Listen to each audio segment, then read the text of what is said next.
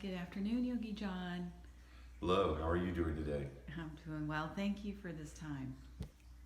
We are so delighted to have an opportunity to talk with you and learn a little bit more about yogi-go Fitness, and which I know the app is in development and will be coming out into the marketplace soon. We're all very excited to hear more about how it's going to evolve.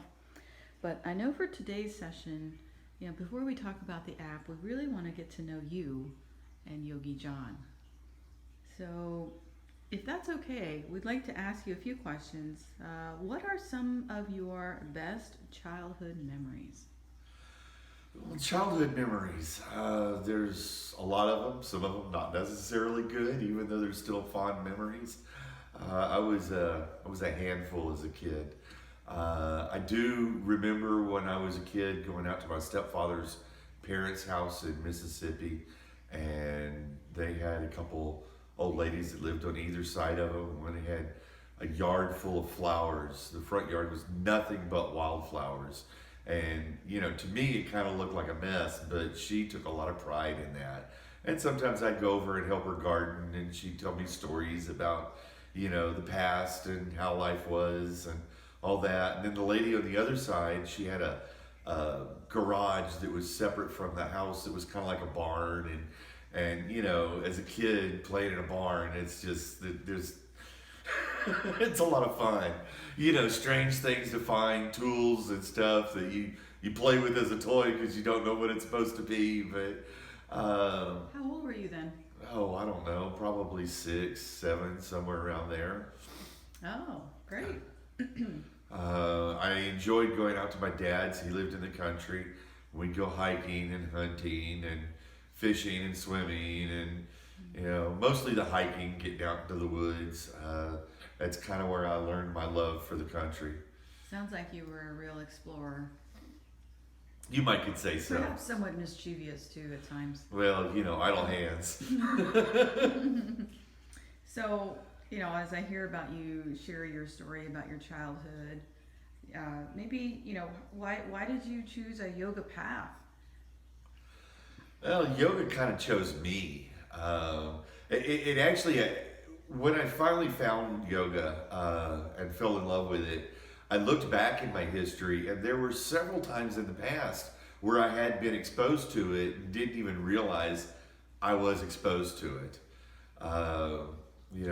My dad had an album one time, and I remember looking through his albums because he had things like Bill Cosby, on record, and you could listen to the comedy show.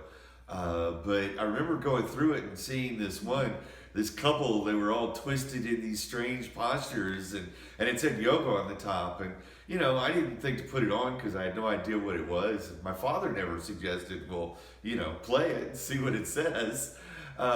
Maybe my life would have been totally different had he, But I was down in the dumps and looking for God, and I found the Bhagavad Gita, and while reading it, I guess you could say I discovered God, and it changed me.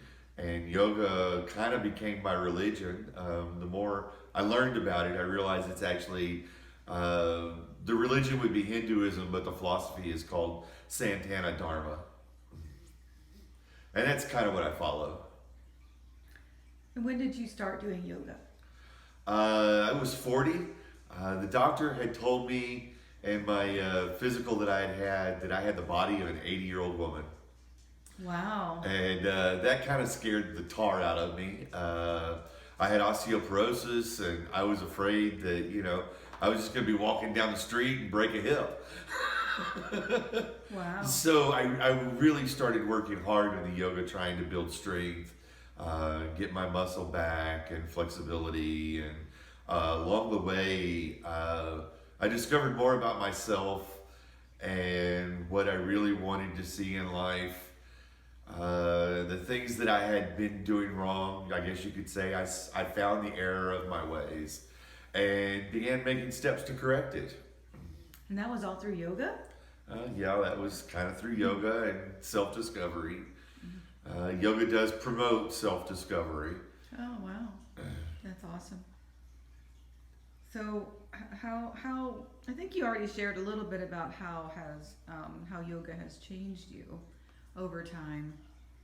So what defines you now in terms of yoga or other things in life that yoga has helped influence?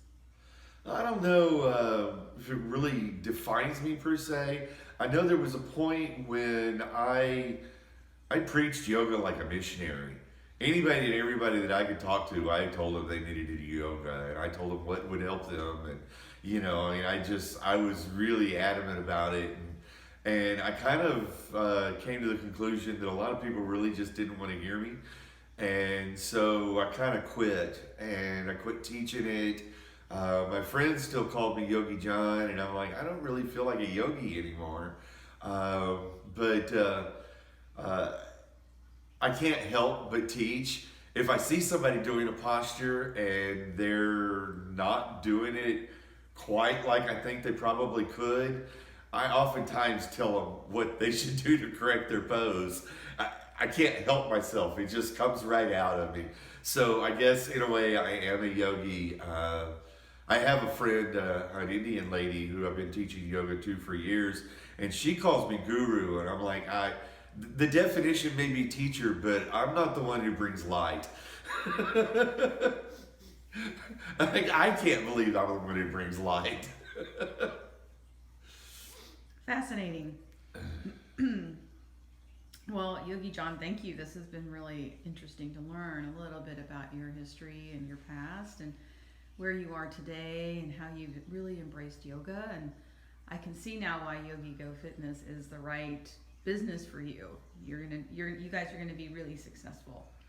I think I'm gonna tell the audience that as we think about yoga, our next vlog, and please come back and listen to us next week, but we are going to be talking about the history of yoga, which is also very interesting to learn. We'll be hearing it from Jon, and look forward to our next session, Yogi Jon.